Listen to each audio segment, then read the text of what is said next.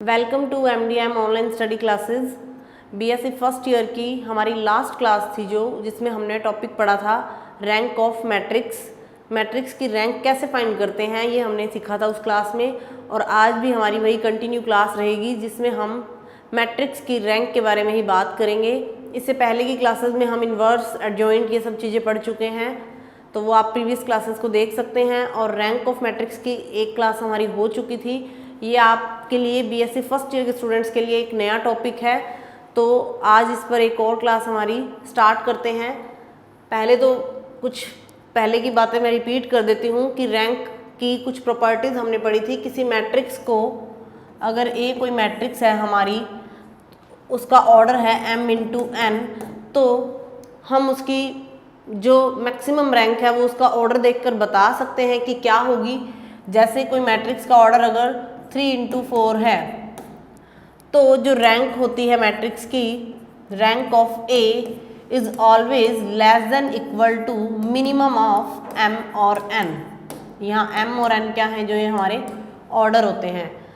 तो rank of A minimum of mn, इसका मतलब क्या है कि रोज और कॉलम में से जो वैल्यू हमारी छोटी होगी उससे, जैसे इस केस की बात करते हैं तो यहाँ पे मिनिमम हम लेंगे 3 और 4, तो उससे हमेशा क्या होगी, ये मिनिमम होगी, कम होगी इन दोनों की मिनिमम वैल्यू से। तो इसकी मिनिमम वैल्यू क्या होगी, 3।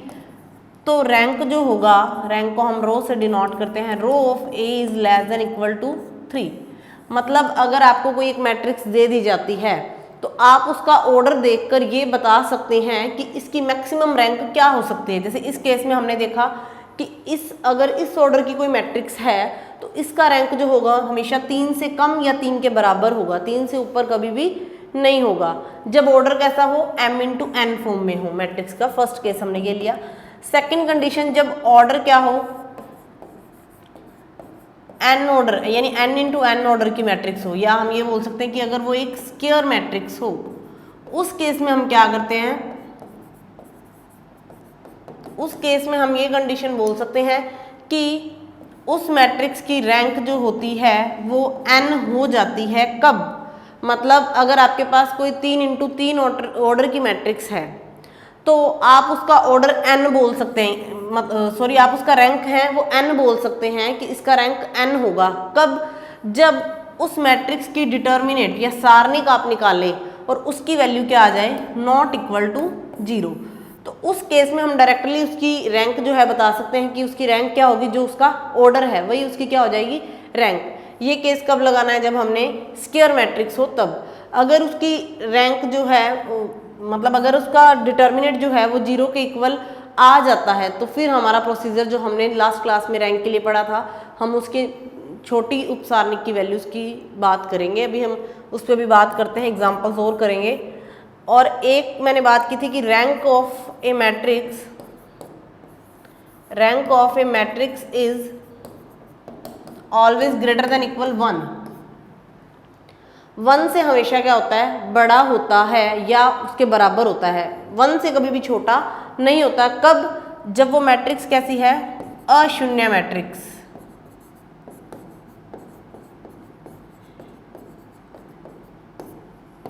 या आप ये बोल सकते हैं कि नॉन जीरो मैट्रिक्स है। जब वो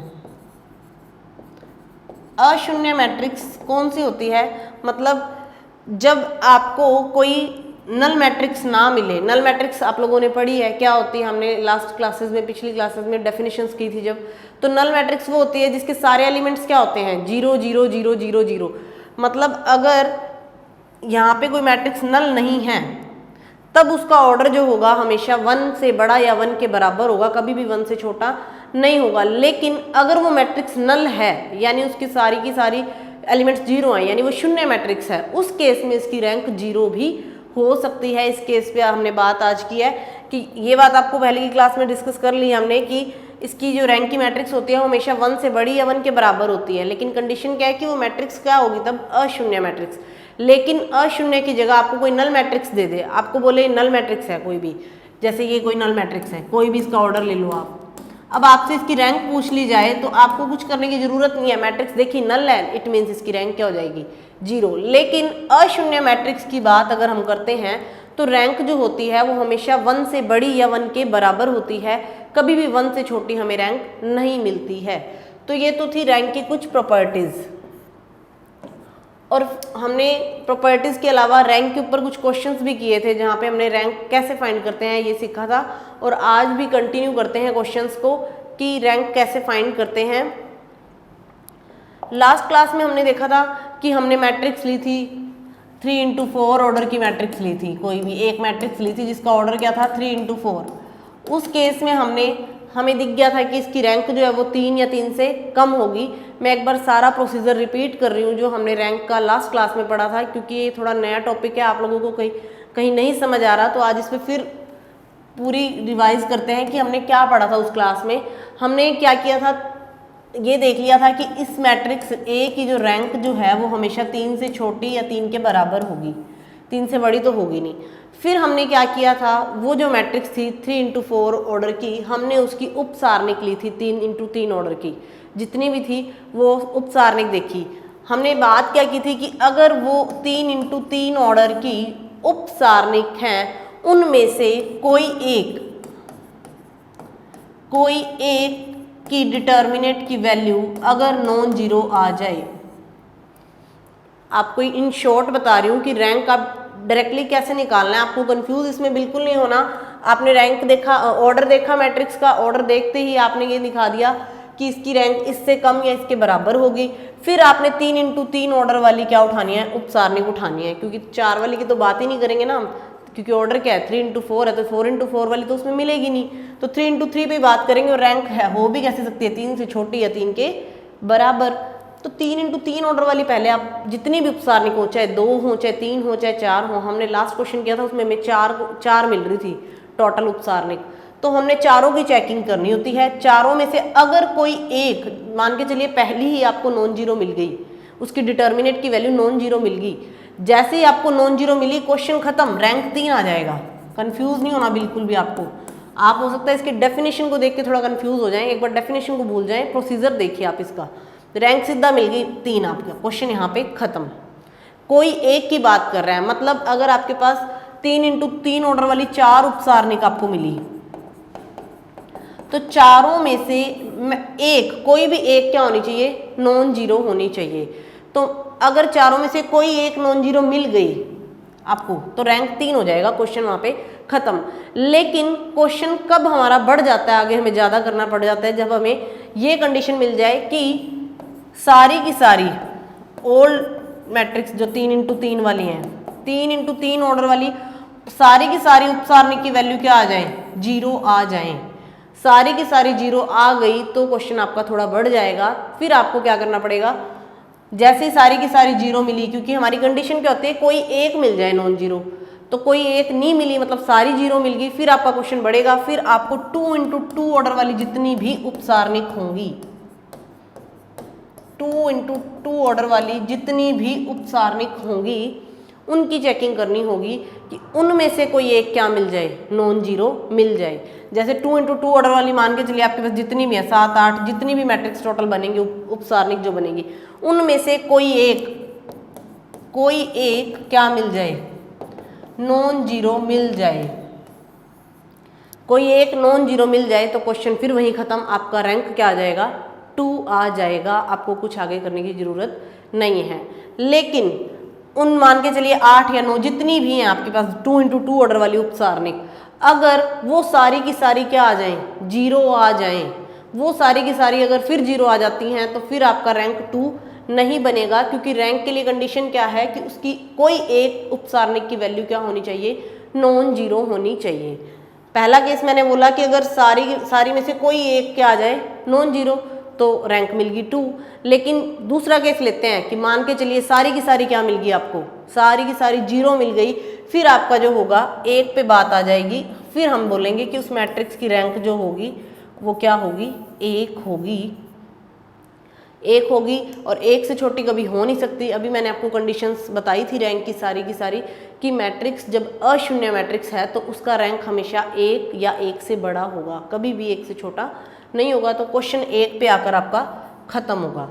तो ये प्रोसीजर कब लगेगा, मैट्रिक्स की डिटर्मिनेंट पे सब कुछ डिपेंड है। अब लास्ट क्लास में हमने 2 एग्जांपल्स किए थे, पहले एग्जाम्पल में हमने देखा था कि 3x3 ऑर्डर वाली जो थी हमारी सारी की सारी मैट्रिक्स क्या आ गई थी, 0 आ गई थी, तो हमारा रैंक क्या था, 3 नहीं बना था। फिर हमने 2x2 वाले पे चेकिंग की थी, उसमें भी क्या हुआ था, सारी की सारी क्या हो गई थी, नॉन, सारी की सारी क्या आ गई थी, 0 आ गई थी, तो रैंक हमारा 2 भी नहीं बना था।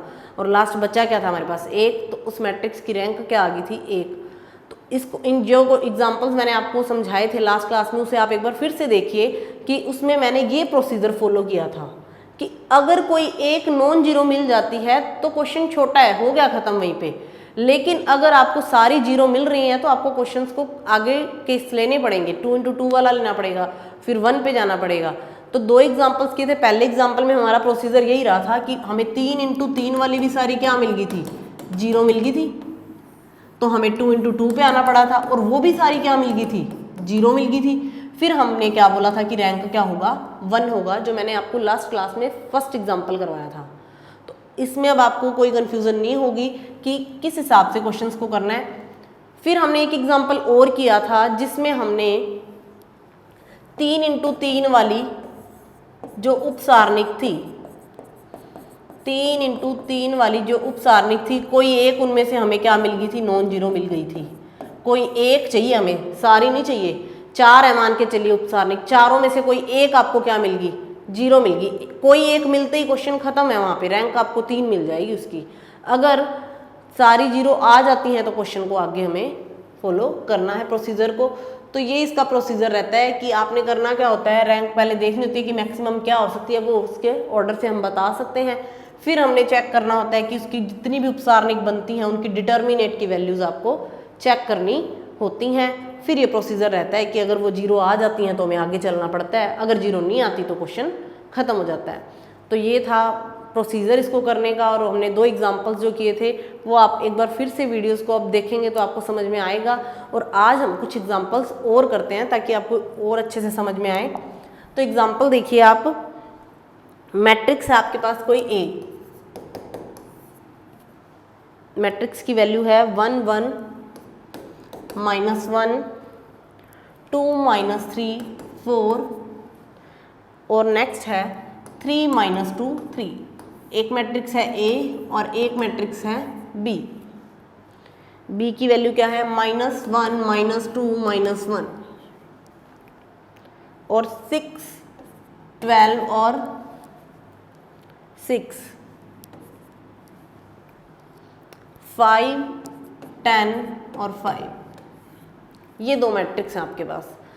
अब इन 2 मैट्रिक्स में से उसने बोला है पहले निकालते हैं हम, क्वेश्चन है इसका रैंक ऑफ ए फाइंड करो। इसमें हमें रैंक ऑफ बी फाइंड करना है। अब इसका ऑर्डर देखिए, सबसे पहले ये क्या है, स्क्वायर मैट्रिक्स है, 3x3 ऑर्डर है इसका, और इसका भी क्या है 3x3। पहले हम इसकी बात करते हैं। अभी मैंने आपको एक केस बताया था कि अगर आपको मैट्रिक्स कैसी मिल जाए, स्क्वायर मैट्रिक्स मिल जाए, वर्ग मैट्रिक्स, तो उसका रैंक ए का रैंक n बनेगा। कब, कंडीशन देखो, n का मतलब यहाँ पे ऑर्डर से है, यहाँ पे इसका n × n ऑर्डर है ना, तो इसका रैंक n बनेगा कब, जब इसकी a की डिटर्मिनेंट की वैल्यू क्या हो, नॉन जीरो हो। ये कंडीशन मैंने अभी आपको बताई थी, मैट्रिक्स की रैंक की 3 कंडीशंस बताई थी अभी, उनमें से पहली एक कंडीशन हमने ये पढ़ी थी। तो पहला काम आपने क्या करना है, आपने कुछ नहीं करना, क्वेश्चन को देखते ही इसकी डिटर्मिनेंट की वैल्यू चेक करो। आप डिटर्मिनेंट की वैल्यू चेक की, अगर तो वो नॉन जीरो आ गई, क्वेश्चन खत्म, रैंक क्या हो जाएगी, 3 हो जाएगी आपकी। लेकिन अगर वो नॉन जीरो नहीं आती, वो 0 आ जाती है, फिर हमारा जो प्रोसीजर होगा जो हमने लास्ट क्लास में किया था, फिर आप इस क्वेश्चन के लिए क्या करेंगे कि 2x2 वाली उपसारणिक उठाएंगे, पहली ये, दूसरी ये, तीसरी ये, जितनी भी बनेंगी सारी चेक करेंगे आप। अगर इनमें से कोई एक नॉन जीरो आ गई तो क्वेश्चन वह खत्म, फिर आपकी रैंक क्या हो जाएगी, 2 हो जाएगी। तो ये इसके केसेस होते हैं। तो पहला केस लेते हैं हम इसका। पहला केस लिया हमने, इसकी डिटर्मिनेंट की वैल्यू चेक करनी है ए की, क्या आती है। अगर नॉन जीरो आ गई तो क्वेश्चन खत्म हो जाएगा। तो डिटर्मिनेंट निकालने का मेथड आप लोगों को आता है, 1 1 -1 2 -3 4 और 3 -2 3 3 -2 3, यही है हमारी वैल्यू। इसकी डिटर्मिनेंट कैसे निकालेंगे आप, डिटर्मिनेंट निकालेंगे 1 के लिए करेंगे काम, ये कॉलम गया और ये रो गया, क्या आ गया -9 और ये क्या आ जाएगा प्लस का 8। नेक्स्ट इसके लिए -1 आएगी आपकी वैल्यू, तो ये कॉलम गया, ये रो गई 6 और माइनस का 12। नेक्स्ट इसके लिए काम करेंगे, ये नेगेटिव है, नेगेटिव नेगेटिव यहाँ पे बाहर नेगेटिव आ जाएगा। तो इसके लिए करेंगे जब आप, तो -4 और प्लस का 9, -4 और प्लस का 9। अब चेक करो इसकी वैल्यू, ये आएगी -1, ये आएगी आपकी माइनस का 6 और एक माइनस बाहर है तो ये आ जाएगी प्लस का 6। डिटर्मिनेंट निकालना वैसे आप लोगों को आता है, आप छोटी क्लासेस 11 12 से पढ़ते आ रहे हैं। ये आएगी -5 और ये आ जाएगा आपका प्लस का 5। यहाँ पे सॉरी साइन आपका माइनस का ही आएगा क्या, ये आएगा -4 और प्लस का 9, यानी यहाँ पे मिलेगा आपको प्लस का 5। तो ये आ गया -1 और 6, ये हो जाएगा प्लस का 5, ये आएगा माइनस का 5, यानी वैल्यू क्या आ गई 0। मैंने आपको कंडीशन बताई थी कि रैंक कब n बनेगा, रैंक कब 3 बनेगा, जब इसकी डिटर्मिनेट की वैल्यू क्या आ जाए, नॉन जीरो आ जाए। लेकिन हमने जब इसकी डिटर्मिनेट निकाली तो वैल्यू क्या आई है, 0 आई है। तो क्या रैंक 3 होगा, क्या रैंक 3 नहीं होगा। प्रोसीजर अब आगे क्वेश्चन का आपको करना पड़ेगा कि रैंक 3 नहीं होगा, 0 आ गई वैल्यू। आगे चलो क्वेश्चन को करो।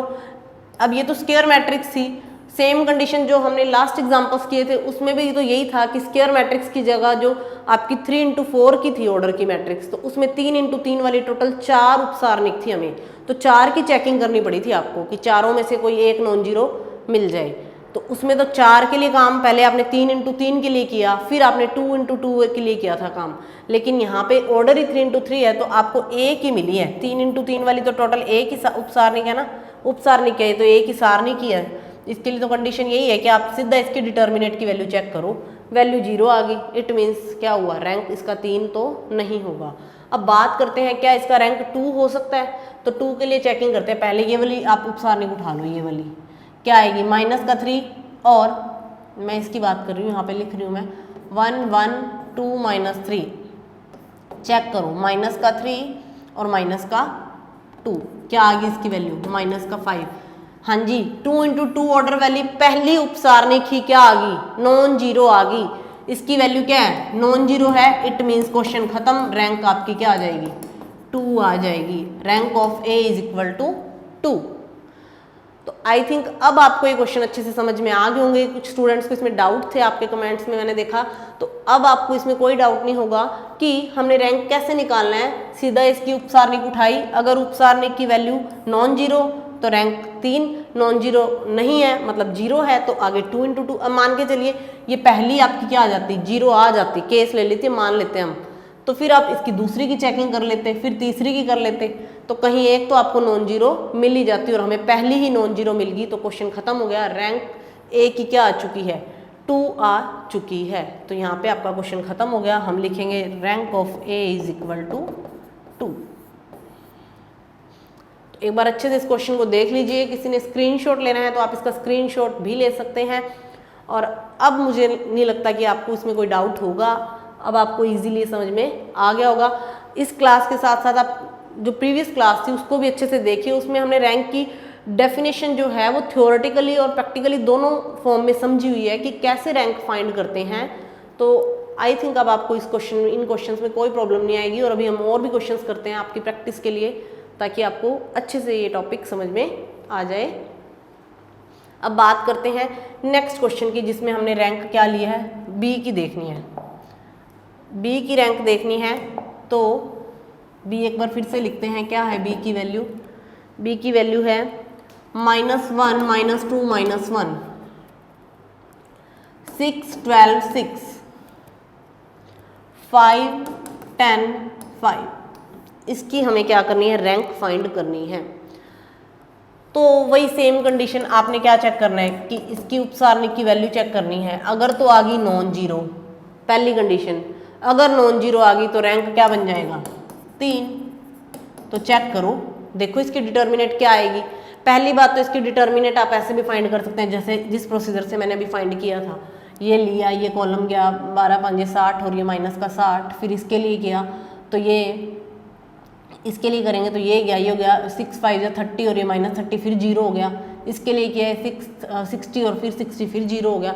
एक तो ये कंडीशन है ही, लेकिन इस मैट्रिक्स की हम देखते ही फॉर्म बता सकते हैं कि इसकी डिटर्मिनेंट की वैल्यू जीरो ही आएगी। क्यों? क्योंकि इसमें ये कॉलम्स जो हैं, सॉरी ये रोज जो हैं, ये समरूप हैं। ये क्वेश्चन मैंने आपको पहले भी बताया, हमने लास्ट क्लास की थी।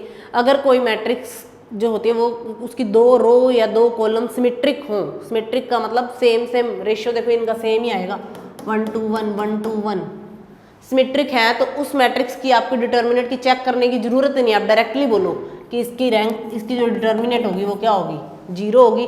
और अगर आप फाइंड करना चाहते हैं तो आपको फॉर्मूला भी आता है तो आप कर सकते हैं इजीली। तो जीरो आ गई, इट मीन्स इसकी रैंक जो है वो 3 नहीं होगी। अगर आ जाती, अगर ये नॉन जीरो आ जाती तो 3 हो जाती, लेकिन हमारी क्या आई है, बी है यहाँ पे, इसकी वैल्यू क्या आ रही है आपकी, जीरो आ रही है, तो रैंक 3 नहीं होगी। पहला केस आपका आ गया। सेकंड केस 2 into 2 वाली चेक करो आप सारी, 2 into 2 वाली चेक करोगे, उनमें से कोई एक आपने क्या देखनी है, नॉन जीरो। तो पहली आप ये वाली उठा लो। वैसे ये मैट्रिक्स की जो रोज है ये समरूप है ना, इट मीन्स इसकी 2 into 2 वाली भी सारी क्या आएंगी, जीरो ही आएंगी। और आप चेक कर सकते हैं -12 और ये प्लस का 12, पहली क्या होगी, जीरो होगी। सेकंड इसके लिए बात करो, ये वाली 60 - 60, फिर क्या हो गया, जीरो हो गया। फिर इसकी बात करो -12 + 12, फिर जीरो। इसकी बात करो 60 - 60, फिर जीरो। और अगर आप फिर इन दोनों को ले लेते हैं तो ये भी क्या आएगा, फिर जीरो। मतलब 2 into 2 ऑर्डर वाली जो होंगी आपकी उपसारणिक, 2 into 2 वाली जो होंगी वो भी सारी की सारी क्या आएंगी, जीरो। ऑल सारी की सारी क्या आएंगी, जीरो। तो रैंक इसका 2 भी नहीं हो सकता, 2 भी इसका रैंक नहीं होगा। अब बचा क्या फिर इसका rank, rank of B is equal to, इसकी जो रैंक आएगी बी की वो एक ही कंडीशन बची कि ये नॉन जीरो है, अशून्य मैट्रिक्स है, तो इसकी रैंक 1 से छोटी तो आ ही नहीं सकती। तो क्वेश्चन यहाँ पे खत्म होगा। Rank of B is equal to 1। तो ये क्वेश्चन था आपका अगला क्वेश्चन, जिसमें हमने ये देखा कि हमें 3 into 3 वाली जो थी सारणिक वो भी जीरो मिली। फिर 2 into 2 वाली जितनी थी वो सारी की सारी क्या मिल रही हैं, जीरो मिल रही हैं। तो रैंक क्या बना, 1 बना। जबकि पिछले एग्जाम्पल को देखिए, इसमें 3 वाली तो जीरो आई थी, लेकिन 2 वाली पहली ही क्या आ गई थी, नॉन जीरो आ गई थी। तो इसका रैंक क्या मिला था आपको, 2 मिला था। उसके लिए आपको 1 नहीं बोलना, रैंक क्या बोलना है, 2 बोलना है। तो यहाँ पे नेक्स्ट एग्जाम्पल था जिसमें हमने क्या किया, रैंक देखी, इसकी क्या आएगी, 1 आएगी, क्योंकि 3 वाली भी सारी जीरो आ रही हैं, 2 वाली भी सारी जीरो आ रही हैं। तो बचा क्या आपके पास, एक ही ऑप्शन कि इसकी रैंक क्या होगी, 1 होगी। अब एक क्वेश्चन और डिस्कस करते हैं। अब रैंक फाइंड करते हैं, a + b की रैंक फाइंड करते हैं। जो भी आपको a और b की वैल्यू गिवन थी ना, इसकी रैंक फाइंड करनी है हमें, क्या आएगी। इसकी रैंक फाइंड करने के लिए आप पहले तो a और b की वैल्यूज देखिए क्या क्या थी, फिर हम इनका क्या करेंगे, ऐड करेंगे, उसके बाद हम रैंक का प्रोसीजर स्टार्ट करेंगे। तो a और b की वैल्यू क्या क्या थी, फिर से लिख लेते हैं। 1 1 -1, 2 - 3 4, 3 - 2 3। और b की वैल्यू क्या है, -1 -2 -1 6 12 6 5 10 5। ये a और b आपकी दे रखी थी, इन दोनों की हमने रैंक अलग अलग फाइंड कर ली। इसकी रैंक तो क्या आई थी हमारी, 2 आई थी। इसकी रैंक क्या आई थी, 1 आई थी। लेकिन अब क्वेश्चन नया है, कहता a + b की रैंक बताओ। तो पहले तो a और b फाइंड करना पड़ेगा। तो ऐड कर दीजिए मैट्रिक्स के इस एलिमेंट को इस एलिमेंट में ऐड कर दीजिए, क्या आएगा, इन दोनों को ऐड करेंगे तो 0, इन दोनों को ऐड करेंगे तो -1, इन दोनों को ऐड करेंगे तो -2।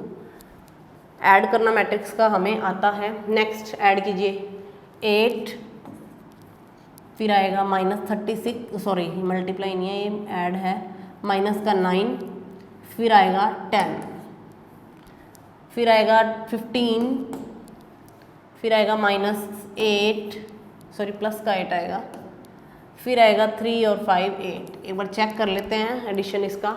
पहले 0, देन माइनस का 1, फिर माइनस का 2, फिर 8, फिर माइनस का 9, सॉरी ये प्लस का 9 होगा, 12 में से 3 गया तो प्लस का 9, फिर 4 और 6 10। नेक्स्ट आएगा 8, ये 1 मिनट 3 और 5 करना था, 8 आएगा यहाँ पे, ये 8 आएगा,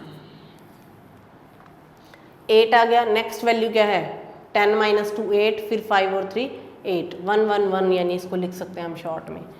अब a प्लस बी की रैंक देखनी हमने, कुछ भी नहीं है, आप a प्लस बी का क्या निकाल लीजिए, डिटर्मिनेंट निकाल लीजिए। डिटर्मिनेंट निकालना हमें आता है, क्या आएगा पहले 0 के लिए तो ये वैल्यू 0 ही हो जाएगी चाहे कुछ भी आए, -1 के लिए माइनस माइनस प्लस 1 हो जाएगा, इसका डिटर्मिनेंट निकाल रही हूँ मैं, +1 हो जाएगा और ये क्या आएगा प्लस का 64 और माइनस का 80। फिर -2 के लिए काम करेंगे तो 64 माइनस 72, यही आएगा डिटर्मिनेंट, इसकी वैल्यू तो 0 ही होगी।